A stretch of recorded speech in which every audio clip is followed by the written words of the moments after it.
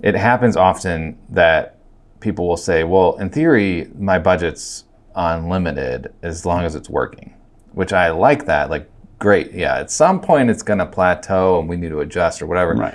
If we just went out and spent $1 million on Facebook ads for this one regional business, like, that'd be a lot of waste. There would be a lot wasted, but. Welcome to the Big Brand Theory podcast by Blackwood Creative.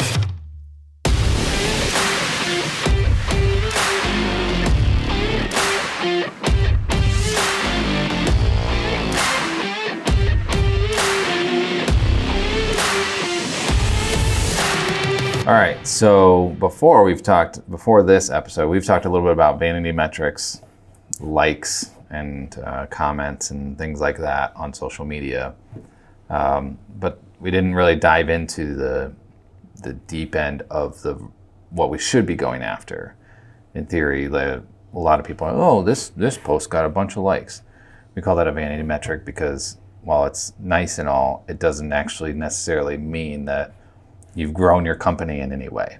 Mm-hmm. So a lot like Zip getting over 1 million views on one of our TikTok videos led to absolutely no business. So, well, it's nice, great, good, but I would rather have one view that then converted to an actual sale of some sort or something.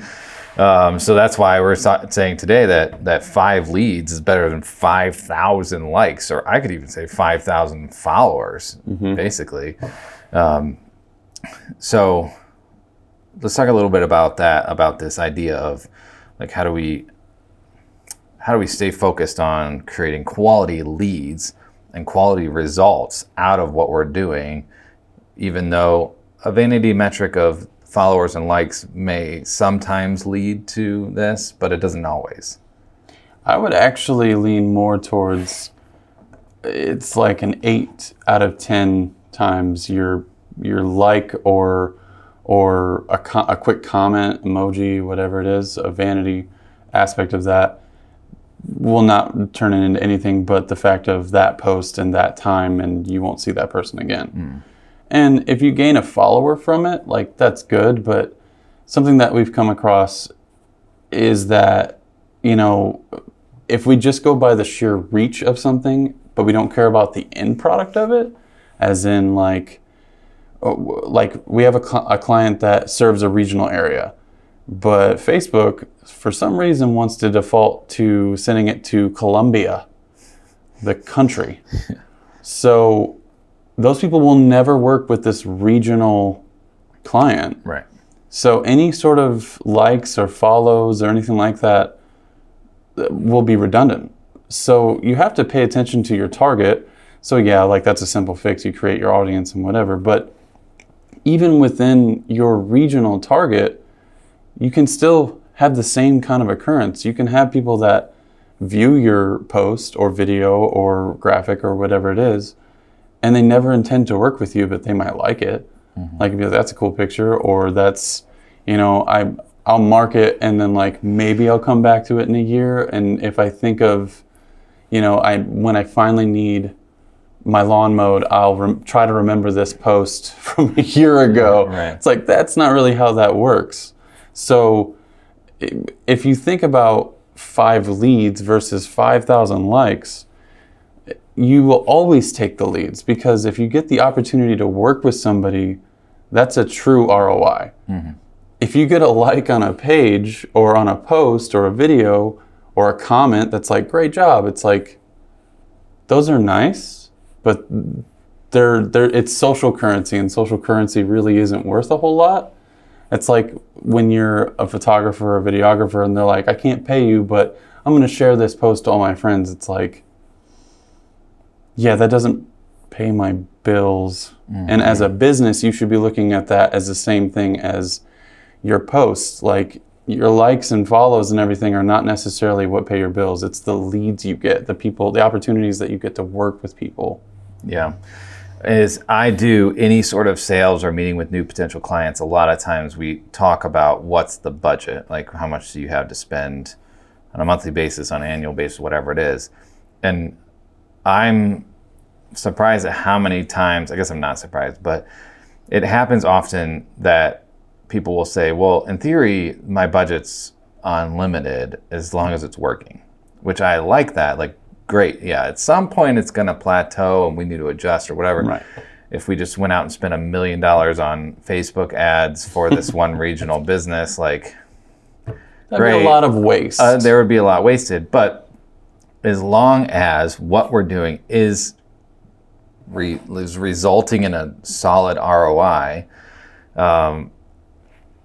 spend as much as you want, right? In theory, that's the idea, but that's all on the premise of like, I need that return on investment. Like if I'm gonna put $1 in, I want 2 back, or I want 10 back, or whatever it is. You have to establish that ROI right out of the gate. Like, it might be leads for a good majority of people, but the other part is when you're first starting as a business, your ROI might be followers, just to establish a ground. Yeah.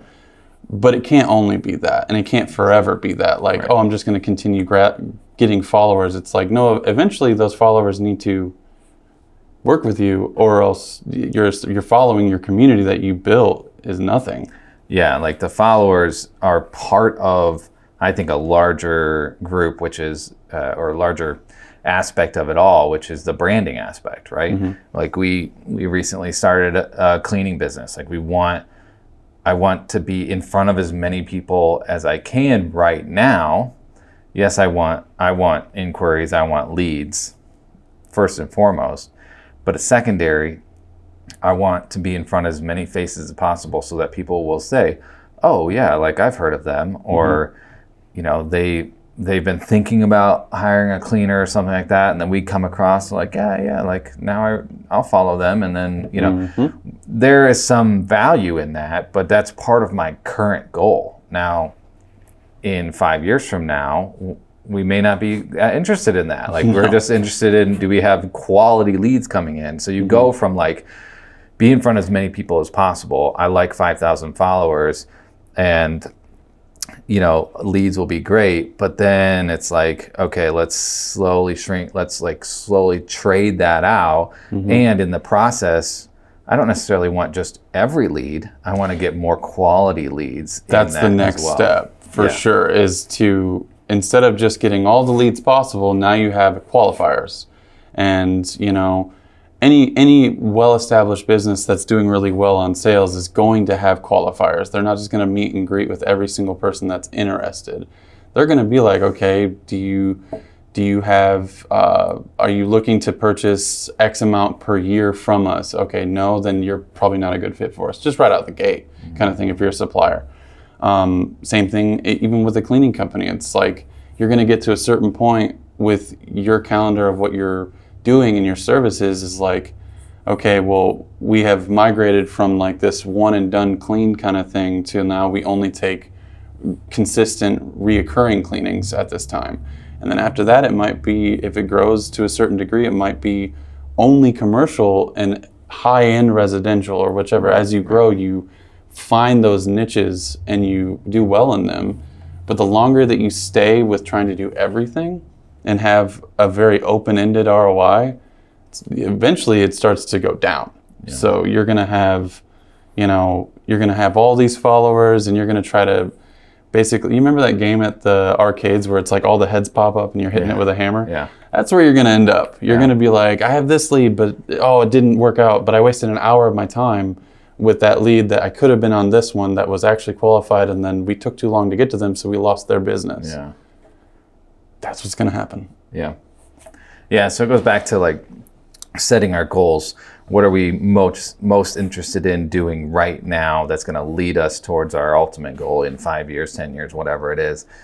And then from there, what actions do we need to take to adjust what we're doing, whether it's on social, wherever it is, so that we can, instead of being like, we reached 1 million people, but nobody called us, right? Like, nobody paid us a dime. Like, I need to shift, and I need to actually get a return on investment. It's literally words coming out of a potential customer's mouth out of my lunch meeting that I just had an hour ago. Like, I'm cool with this budget and and this will work, but I need to see an ROI. We want to see it working. We need to see results from whatever we're doing. I don't need to be a YouTube star. I just need to be a YouTube star to a certain segment of people that are actually interested in buying from me. Right. You know, and for them, their example, again, you talked about regional. They work in a couple states in the area, and that's it. So we don't need him to be a national YouTube star. Like, okay, maybe, but that's not his goal, and it's at least not his goal right now. So that adjusts the way we do things, the content we put out, where we spend our ads, the targeting, all that kind of stuff. So we can be more focused on getting him leads. And if he gets a bunch of leads and he grows and starts servicing more states and, explodes into national stuff, like, great, good for him. But that's not his goal right now. So we need to hit the goal, the current goal, the next step, the next goal, and focus more on what are the quality leads we're going to get out of that. So